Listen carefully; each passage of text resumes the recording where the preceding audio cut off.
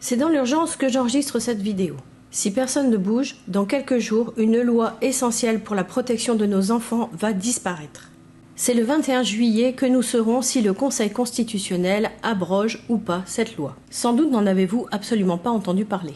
Il est vrai que l'actualité de ce début de mois de juillet nous détourne un petit peu l'attention. C'est ainsi que le 4 juillet, lors d'une audience publique du Conseil constitutionnel, 3 avocats ont œuvré pour faire annuler la loi fixant le consentement à 15 ans en France.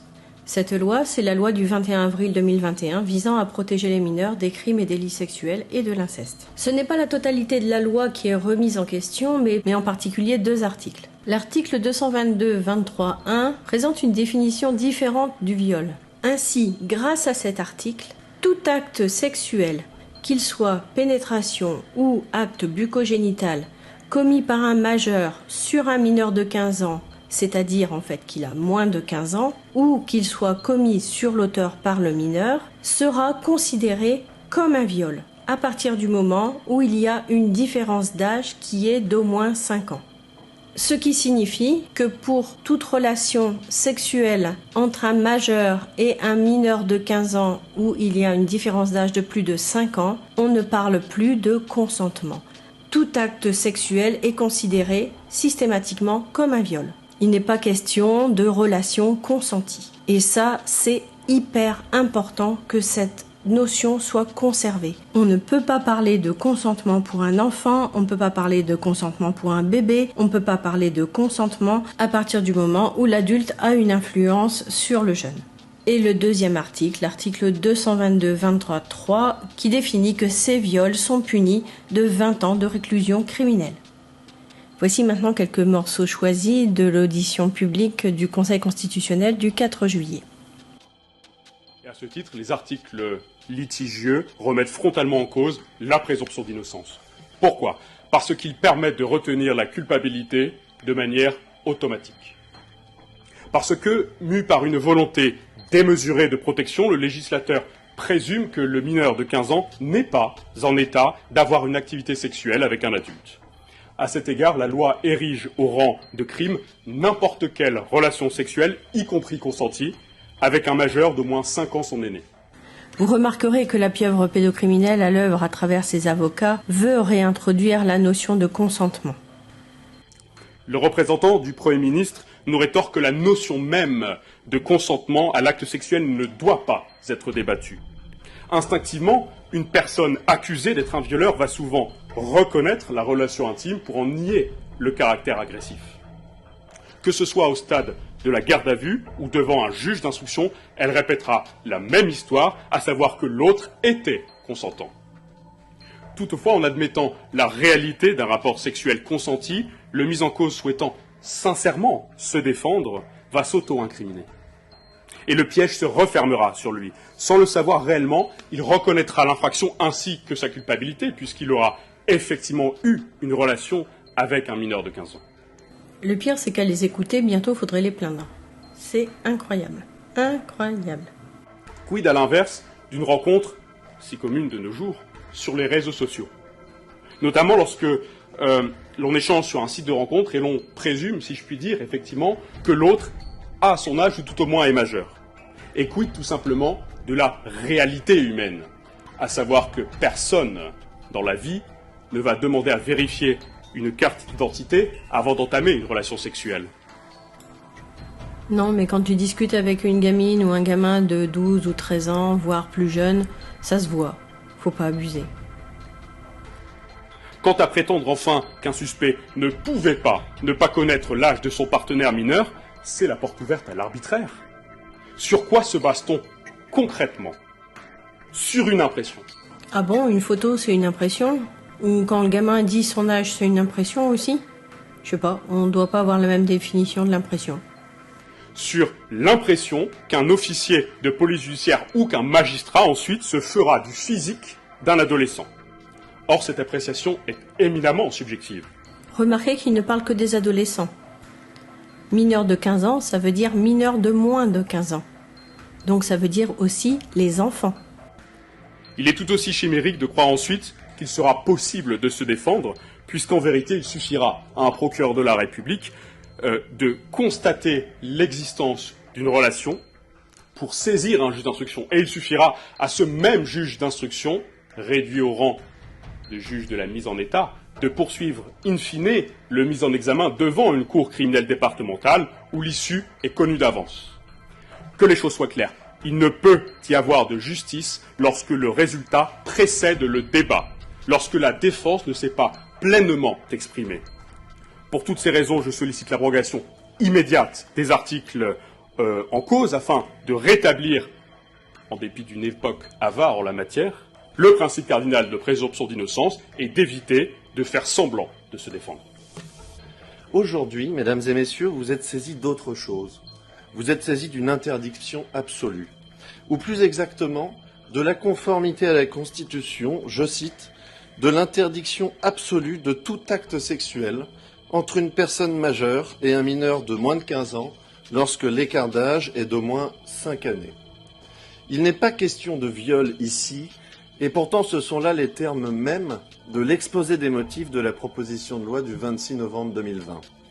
Ces termes traduisent l'objectif du législateur, non pas celui de réprimer plus sévèrement le crime de viol sur mineur, ni de faciliter la caractérisation de cette infraction, mais de réglementer certains rapports sexuels, sans considération aucune des circonstances dans lesquelles ces rapports seraient intervenus, quand bien même s'agirait-il, pour ceux qui les vivent, de rapports amoureux ou, à tout le moins, consentis. Eh ben voilà, rapport amoureux ou consenti. Des rapports amoureux entre un adulte et un enfant. On peut arrêter de dire n'importe quoi, là, ça serait bien. Tout d'abord, sur le principe de l'égalité, celui-ci exige, a fortiori en matière criminelle, un élément intentionnel.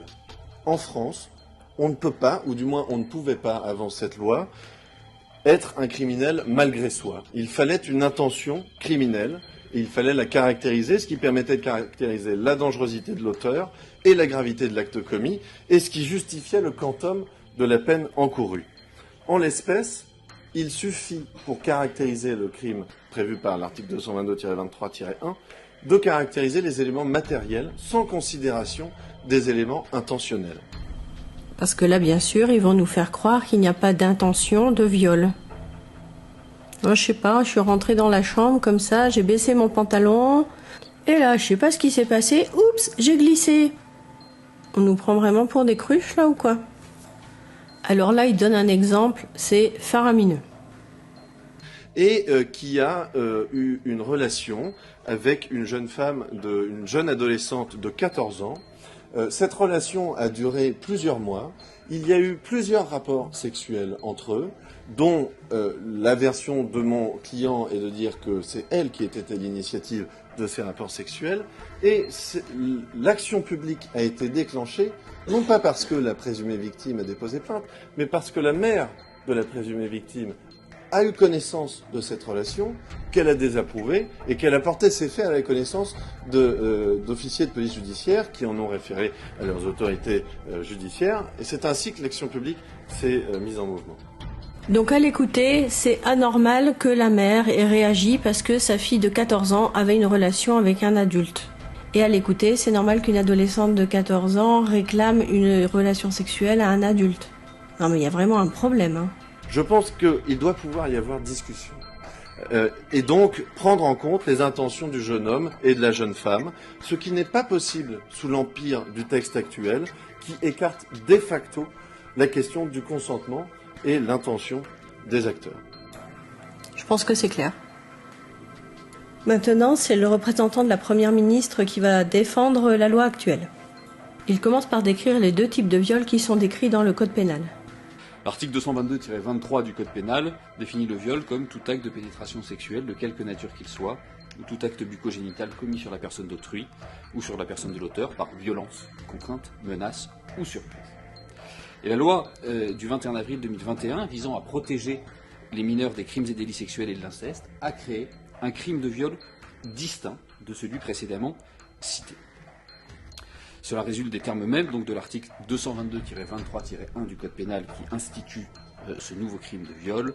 Or, nous citons, or le cas prévu à l'article 222-23 constitue également un viol Tout acte de pénétration de quelque nature qu'il soit, ou tout acte bucco-génital commis par un majeur sur la personne d'un mineur de 15 ans, ou commis sur l'auteur par le mineur, lorsque la différence d'âge entre le majeur et le mineur est d'au moins 5 ans.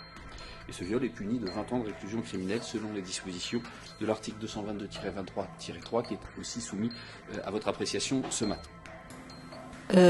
C'est moi ou il a une façon de présenter qui est quand même assez particulière. En fait, il lit son texte, quoi. Il n'a pas l'air passionné par le débat. Voyons maintenant l'argumentaire qui va être développé pour contrer les arguments des avocats. En premier lieu, les dispositions contestées ne méconnaissent ni le droit au respect de la présomption d'innocence, ni les droits de la défense.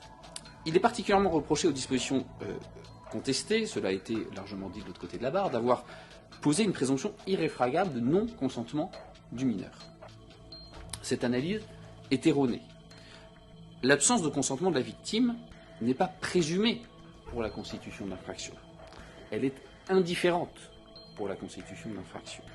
Et juridiquement, l'indifférence n'est pas la présomption.